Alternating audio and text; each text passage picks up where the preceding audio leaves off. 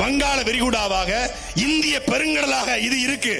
ஆனால் இது வங்காள விரிகுடாவாக அரபிக் கடலாக இந்திய பெருங்கடலாக இருப்பதற்கு முன்பே ஏன் இந்த நிலம் உருவான காலம் தொட்டு இந்த நிலம் சேரன் கடலாக சோழன் கடலாக பாண்டியன் கடலாக இருந்த காலத்திலிருந்து இந்த கடலை கட்டாந்தரையாக பயன்படுத்தியவன் எங்களுடைய மீனவன். அந்த மீனவனுடைய வாழ்க்கை கீழே கீழே போயிட்டு இருக்கு. மீனவன் வெறும் மீன் பிடிக்கிற மட்டுமல்ல, உலகத்தில் முதலாக கப்பல் படையை கட்டி சண்டை போட்டவன் சோழன்.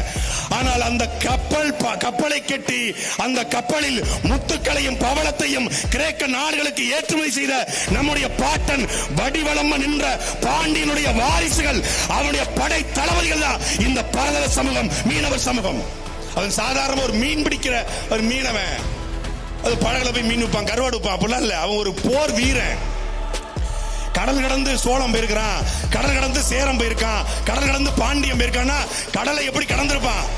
அவனா துடு போட்டிருப்பான், அவனா பாய்மரத்தை பாய்ச்சிருப்பான். மீனவர்கள் அங்கே கடலை கடக்க உதவினார்கள். அப்படிப்பட்ட ஒரு போர் சமூகம், ஒரு வீரமுள்ள சமூகம் இன்னைக்கு கீழே தள்ளப்பட்டு கொண்டிருக்கிறது. அதை மேல தூக்கத்தான் இந்த கடலம்மா மாநாடு.